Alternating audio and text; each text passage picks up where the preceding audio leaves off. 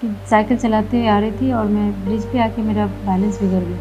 इससे बैलेंस बिगड़ा, मैं ब्रिज के नीचे ही जा गिरी। मुझे पता नहीं मुझे क्या हो, कहाँ हूँ मैं। फिर कुछ घंटे बाद होश आया तो पता चला कि जो मेरे पैर ही नहीं है। बहुत ज़्यादा दर्द से बेचैन, ऐसा लगा था ज़िंदगी तो अब ख़त्म हो गई। तब तो सीधे आसमान से जैसे इंसान ज़मीन पे गिरता है, ऐसी स्थिति मेरे लिए और मेरे परिवार वालों के लिए। तो हमें जो दिया उसको हम एक्सेप्ट करते हैं, क्योंकि हमारा पता है कि शरीर आज नश्वर है। हर चीज़, जितनी चीज़ें को हम आंखों से देखते हैं, सब कुछ नश्वर है, एक दिन खत्म होगा। तो फिर कब तक रो रो के जीना। बिल्कुल।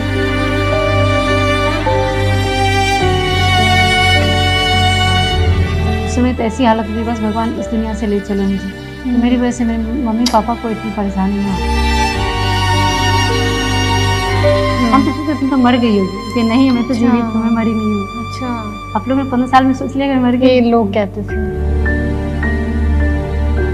तो हमारी बॉडी चली गई, हम नहीं, अब नहीं सोचते। पहले बहुत सोचते थे, बहुत दुखी रहते थे। नहीं, जो दिया उसके साथ अब आगे बढ़ना है। जो कभी सोचा नहीं था सपने में भी कि हम ऐसा कुछ बनेंगे, ऐसा कुछ करेंगे, लेकिन ये सारा कुछ कहाँ से मिला मुझे। जब मैं सोचती हूँ मैं कहाँ थी, एक गाँव में।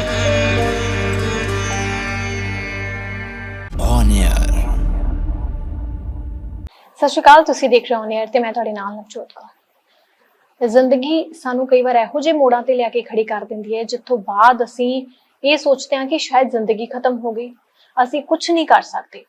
ਲੇਕਿਨ ਅੱਜ ਮੈਂ ਤੁਹਾਨੂੰ ਇੱਕ ਇਹੋ ਜਿਹੇ ਸ਼ਖਸ ਨਾਲ ਮਿਲਾਉਣ ਆਈ ਹਾਂ ਜਿਸ ਨੂੰ ਦੇਖ ਕੇ ਤੁਸੀਂ ਆਪਣੀ ਜ਼ਿੰਦਗੀ ਨੂੰ ਦੁਬਾਰਾ ਜਿਉਣ ਬਾਰੇ ਸੋਚ ਸਕਦੇ ਹੋ। ਜੇ ਤੁਸੀਂ ਇਹ ਸੋਚਦੇ ਹੋ ਕਿ ਨਹੀਂ, ਜ਼ਿੰਦਗੀ ਛੋਟੇ ਜਿਹੇ ਹਾਦਸੇ ਨਾਲ ਜਾਂ ਕਿਸੇ ਹਾਰ ਦੇ ਨਾਲ ਖਤਮ ਹੋ ਜਾਂਦੀ ਹੈ।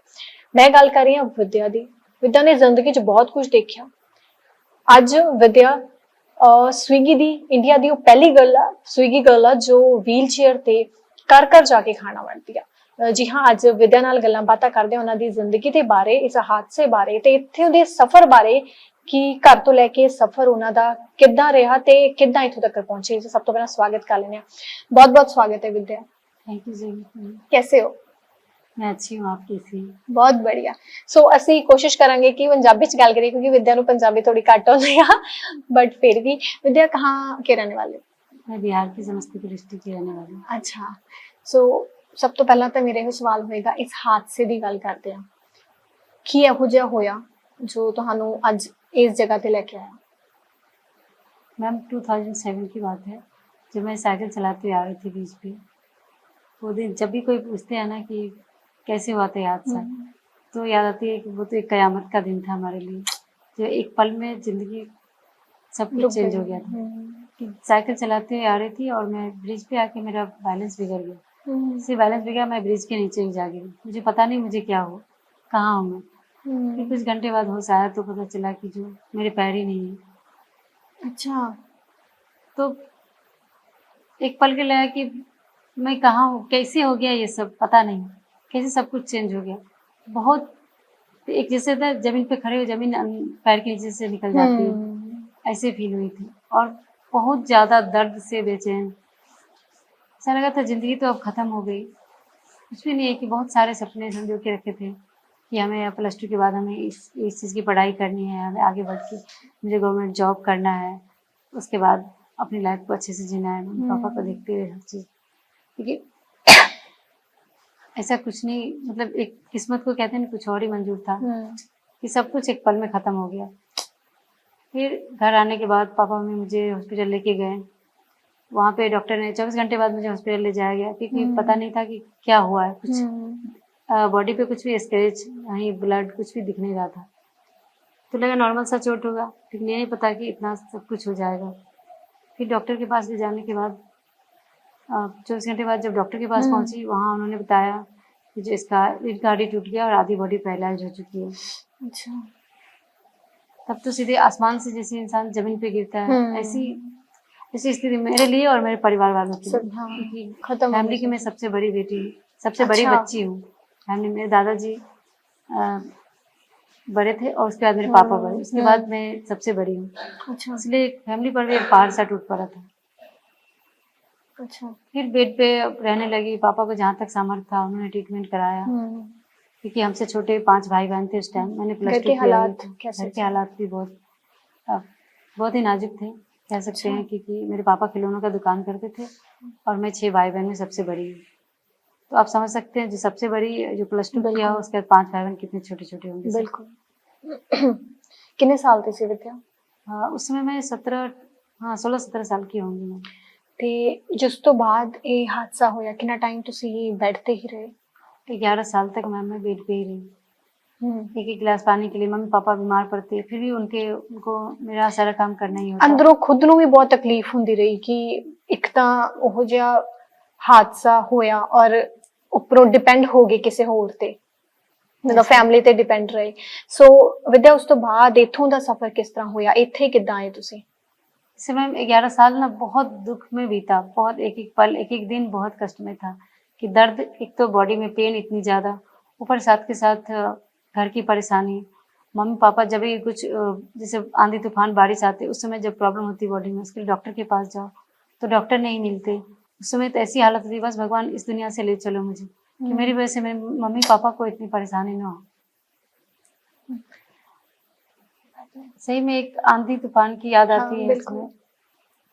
ਕੋਈ ਗੱਲ ਨਹੀਂ, ਹੋਤਾ ਹੈ ਜ਼ਿੰਦਗੀ ਉਹੀ ਹੁੰਦੀ ਹੈ ਜਦੋਂ ਤੁਸੀਂ ਇਹੋ ਜਿਹੀ ਚੀਜ਼ਾਂ ਨੂੰ ਕੱਢ ਕੇ ਜਿੱਤ ਕੇ ਤੁਸੀਂ ਇਹੋ ਜਿਹੇ ਹਾਦਸਿਆਂ ਤੋਂ ਬਾਹਰ ਆ ਕੇ ਆਪਣੀ ਜ਼ਿੰਦਗੀ ਨੂੰ ਜਿਉਂਦੇ ਹੋ। ਤੇ ਅੱਜ ਵਿਦਿਆ ਨੂੰ ਲੋਕ ਤਾਂ ਹੀ ਦੇਖਦੇ ਨੇ, ਵਿਦਿਆ ਨੂੰ ਤਾਂ ਹੀ ਸੁਣਦੇ ਨੇ ਕਿਉਂਕਿ ਵਿਦਿਆ ਨੇ ਉਹ ਹਿੰਮਤ ਰੱਖੀ ਸੀ। ਵਿਦਿਆ ਅਗਰ, ਕਿਉਂਕਿ ਇਹੋ ਜਿਹੀ ਸਿਚੁਏਸ਼ਨ ਤੇ ਲੋਕ ਅਕਸਰ ਹਾਰ ਜਾਂਦੇ ਨੇ। ਸ਼ਾਇਦ ਤੁਹਾਡੇ ਵੀ ਦਿਲ 'ਚ ਇਹੋ ਜਿਹੇ ਖਿਆਲ ਆਏ ਹੋਣ कि शायद जिंदगी खत्म है और ਅਸੀਂ मैं आगे कुछ नहीं कर पाऊंगी।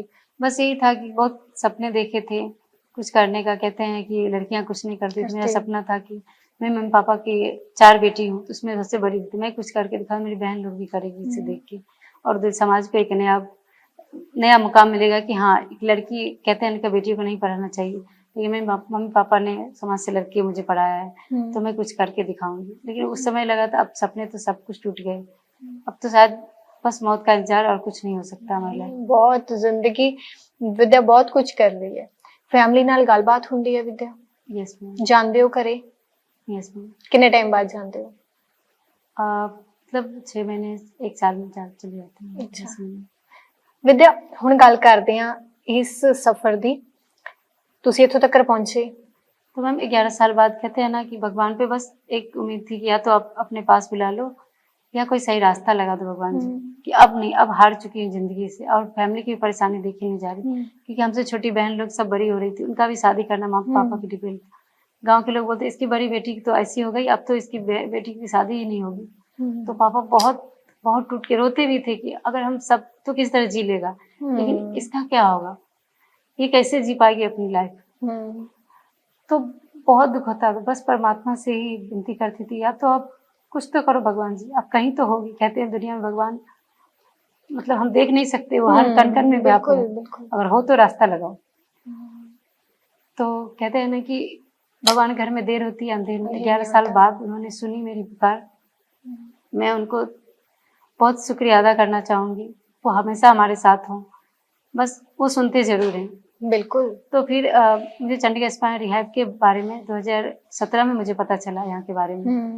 फिर मैंने यहाँ से मुझे निकी मैम से बात हुई, तो उन्होंने मेरी आवृत्ति सुनी और मुझे बुलाया अपने पास, क्योंकि आप पता है 11 साल बेड पे रही तो मुझे बेड सोर हो गया बेड पे रहते थे। हाँ। पता नहीं था बॉडी को कैसे क्या चूहे ने दोनों पैरों की उंगलियों काट कर खा गई थी। तो बहुत दुखी मेरा जीवन था कि जो भी देखते थे वो जैसे जिंदा मरा हुआ लाश है ना, उसको काट के कोई जीव जंतु खा ले, कुछ होता नहीं उसे। उस तरह से हमारी, हम देख रहे हैं लेकिन हमें फीलिंग नहीं हो रही कि मेरे पैर को इस तरह से काटा गया। तो कह सकते हैं बस कुछ नहीं, अब मौत दे दो। लेकिन भगवान को कुछ और मंजूर था, उसने सही रास्ता या कुछ और, मतलब हमारी लाइफ को आगे बढ़ाना था। तो उन्होंने चंडीगढ़ स्पाइन रिहैब को हमारे पास भेजा। फिर निकी मैम जो यहाँ की फाउंडर है, उन्होंने मेरे से बात की, फिर उन्होंने मुझे बुलाया। फिर मैं 14 दिसंबर 2017 को मैं चंडीगढ़ स्पाइन रिहैब आई। यहाँ के सबसे पहले मैम ने मेरे बेडसोर की सर्जरी कराई, क्योंकि मेरे बेडसोर 4th स्टेज में चला गया था। उसमें से हड्डियाँ कट के निकल रही थी, मसल्स कट कट के बाहर आ रहे थे, तो बहुत ही कष्टदायक था हमारा शरीर उस टाइम। तो मैम ने यहाँ के प्लास्टिक सर्जरी कराया, फिर मेरा रिहैब हुआ, फिर मुझे एक नई जिंदगी मिली। तो लगा सच में भगवान होते हैं होते हैं, बिल्कुल होते और हैं। सुनते भी जरूर हैं। तो विद्या दी सुनी। हाँ, भगवान ने मेरी सुनी। और निकी मैम को मेरी एक कहते हैं ना, जब मैं घर से चली थी ना ट्रेन में, तो यही सोच रही थी, भगवान जी मैं तो अनजान शहर में जा रही हूँ, मुझे पता नहीं कहाँ क्या होगा, कि कुछ है या नहीं पता, बस मुझे एक माँ भेज देना। तो उन्होंने माँ के रूप में मुझे एक मम्मा जो वहाँ घर में सेवा करी, मेरी 11 साल कर रही थी, और दूसरी माँ को भेजा कि यहाँ एक ये लड़की है, इसको तो कुछ समझ नहीं है, मतलब +2 के बाद बेड पे आ गई, तो इसके पास इतनी अकल नहीं, कैसे जिएगी अपनी लाइफ को, अनजान शहर में कैसे जिएगी।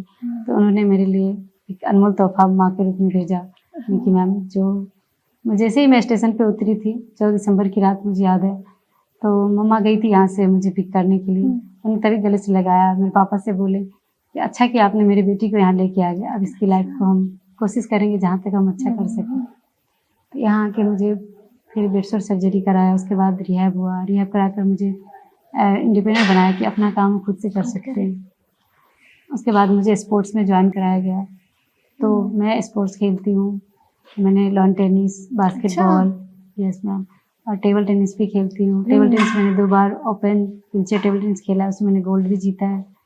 उसके बाद मैंने फैशन शो किया, मैं योगा भी करती हूँ, yes ma'am, okay, aerial yoga भी किया है, और एवरीडे में योगा भी करती हूँ। उसके बाद मैंने टेबल टेनिस में एवरीडे भी प्रैक्टिस करती हूँ कि मैं नेशनल भी खेला है टेबल टेनिस, और आगे भी मैं खेलना चाहती हूँ। अच्छा, सो ਹੁਣ ਤੇ ਲੱਗਦਾ कि विद्या बोझ है, लगता तो नहीं ਹੁਣ?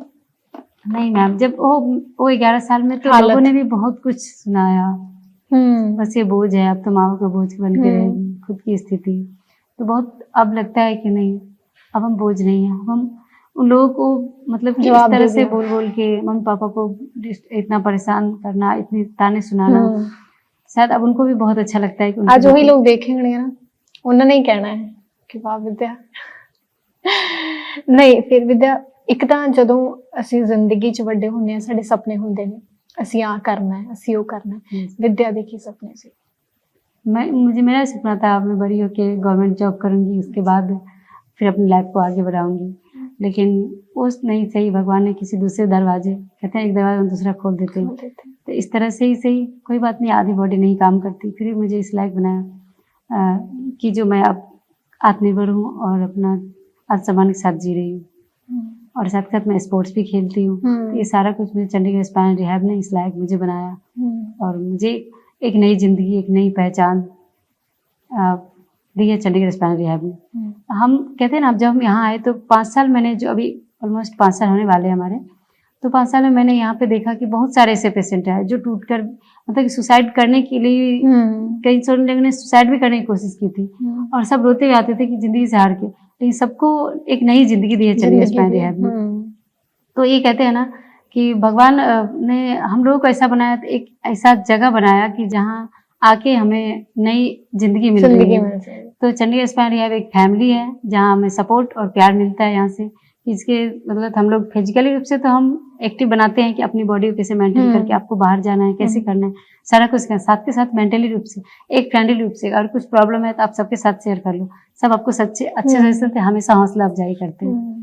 तो ये चंडीगढ़ स्पाइन रिहैब की खूबी है कि सबको सपोर्ट करना और प्यार से उनको आगे बढ़ाना अपनी लाइफ में। तो कई हजारों लोगों की ज़िंदगी बदली है, और मेरी तरह ही कई सारे लोग अच्छे से जी रहे हैं चंडीगढ़ स्पाइन रिहैब की वजह से। तो इन्होंने चंडीगढ़ स्पाइन रिहैब एक, कहते हैं ना, एक संस्था नहीं है, एक फैमिली है जहाँ पे हमें एक नया जीवन देके, और जो भी पेशेंट आते हैं उनके साथ ये नहीं कनेक्ट करके उन्हें जैसे ट्रीटमेंट हो गया आप छोड़ दिया, ऐसा नहीं, लाइफ टाइम उनसे कनेक्ट रहते, जब भी कोई प्रॉब्लम कॉल कर सकते किसी भी टाइम, हमारे थेरेपी टीम या हमारे एडमिन ऑफिस या फिर हमारे मैम जो हमारी सीईओ, सब बोलते हैं जब भी कोई प्रॉब्लम हो बेटा आपका ये घर है, आप कभी भी आ सकते हैं, कभी भी कॉल करो, जो प्रॉब्लम हम लोग हैं साथ में। तो बहुत अच्छी, बहुत खुशी मिलती है कि हाँ, एक सपोर्ट सिस्टम है हमारे साथ, और उसकी वजह से आज आप लोग के सामने अगर मैं इंटरव्यू दे रही हूँ, तो ये पता नहीं, मैं कभी सोची नहीं थी एक्सीडेंट के बाद कि मेरे लाइफ में ऐसा भी कोई मुकाम आएगा, लेकिन आज ही आया है। तो चंडीगढ़ स्पाइन रिहैब ने एक नई मुकाम, नई पहचान दी कि आज से कुछ वर्ष पहले मैं एक गांव की लड़की थी, कोई जानता भी नहीं था विद्या के नाम से, और 11 साल में बेड पे रही। जब मैं यहाँ से घर जाती हूँ ना, तो जैसे कि बहुत सारे लोग जब बाहर निकलती हूँ, अब तो जाके घर बाहर कभी घूमने जाती हूँ तो बोलते हैं अरे तुमको तो 15 साल बाद देख रहे हैं, कहाँ थी तुम इतने दिन से। उनके लिए अंकल मैं तो घर 11 साल बेड पे रही, उसके बाद मैं चंडीगढ़ स्पाइन रिहैब गई, वहां से कैसे ठीक हुई, कैसे इस लायक बनी, सब पूछते हैं ऐसे। तो बड़ा अच्छा लगता है। फिर कहते हैं मेरे चंडीगढ़ स्पाइन रिहैब ने मुझे इस लायक बनाया कि आज आप मुझे देख रहे हैं। हम तो सोचते तुम तो मर गई होगी, कि नहीं मैं तो जीवित हूँ, मैं मरी नहीं हूँ। अच्छा, आप लोग ने 15 साल में सोच लिया कि मैं मर गई। ये लोग कहते थे। हाँ, अभी जब गाँव जाओ तो मिलते हैं लोग तो ऐसे बोलते हैं कि तुम दिखी नहीं, हम तो लगा कि तुम तो मर गई होगी। कि नहीं, चंडीगढ़ स्पाइन रिहैब ने मुझे जिंदा नया जीवन देके नया जीवन जीना सिखाया है। बिल्कुल। विद्या अपनी जॉब तो कितनी खुश है इस टाइम, सवेरे उठती है। कहते हैं हम सोचते थे कि हमें गवर्नमेंट जॉब मिले उससे, लेकिन कहते हैं ना कि हम सोचते कुछ है, परमात्मा हमें दे कुछ और सोचते हैं हमारे लिए। शायद उन्होंने हमारे लिए हमसे बेटर सोचे होंगे। सोचा था, बिल्कुल। तो हमें जो दिया उसको हम एक्सेप्ट करते हैं, क्योंकि हमारा पता है कि शरीर आज नश्वर है। हर चीज, जितनी चीजें को हम आंखों से देखते हैं सब कुछ नश्वर है, एक दिन खत्म होगा। तो फिर कब तक रो रो के जीना। बिल्कुल। और हमें अगर ये लाइफ अनमोल है, कहते हैं मानव जीवन अनमोल है, तो उसे जो है उसको अच्छे से जियो, जो है उसमें खुश रहो, जो मिला उसको एक्सेप्ट करो और आगे बढ़ो। तो हमारी बॉडी चली गई, हम अब नहीं सोचते, पहले बहुत सोचते थे, बहुत दुखी रहते थे। नहीं, जो दिया उसके साथ अब आगे बढ़ना है। और मुझे ये जॉब मिली तो हमारे चंडीगढ़ स्पाइन रिहैब की जो CEO है मैम, मम्मा मुझे बताया कि आप स्विगी में जॉब करना चाहोगे बेटा, हमारे जो ये कंपनी है IIT मद्रास, उन्होंने यूनिवोल्ट बनाया, वो प्रोवाइड कर रही है आपके लिए, तो आप करना चाहोगे। बोले हाँ मैं करके देखती हूँ।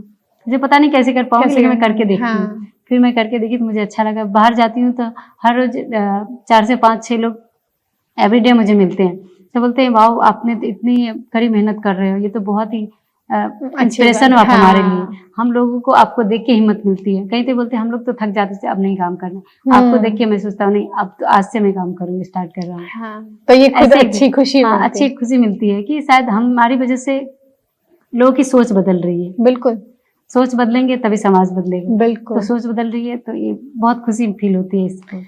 ਇੱਕ ਟਾਈਮ ਇਹੋ ਜਿਹਾ ਹੁੰਦਾ ਜਦੋਂ ਜ਼ਿੰਦਗੀ ਦੇ ਵਿੱਚ ਇਹੋ ਜਿਹੇ ਹਾਦਸੇ ਤੋਂ ਬਾਅਦ, ਅਸੀਂ ਪਹਿਲਾਂ ਵੀ ਇੰਟਰਵਿਊਜ਼ ਕੀਤੀਆਂ, ਉਹਨਾਂ ਨੇ ਵੀ ਦੱਸਿਆ ਕਿ ਅਸੀਂ ਇਹ ਸੋਚ ਲੈਂਦੇ ਹਾਂ ਕਿ ਨਹੀਂ ਜ਼ਿੰਦਗੀ ਖਤਮ ਕਰ ਦਈਏ, ਕਿਉਂਕਿ ਸਾਡੀ ਜ਼ਿੰਦਗੀ ਨਹੀਂ, ਇਸ ਤੋਂ ਅੱਗੇ नहीं हैगा ਸਾਨੂੰ ਕੋਈ, ਤੇ ਜ਼ਿੰਦਗੀ ਅਸੀਂ ਖਤਮ ਕਰ ਦਈਏ।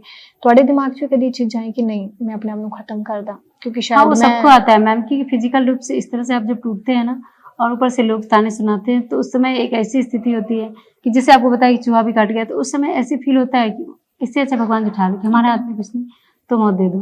ऐसे सब सोचते हैं।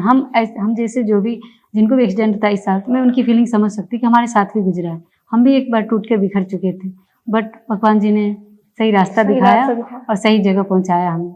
इसके लिए मैं दिल से शुक्रिया अदा करना चाहती हूँ भगवान जी का, दिल से चंडीगढ़ स्पाइन रिहैब का, जो मुझे नई पहचान दी।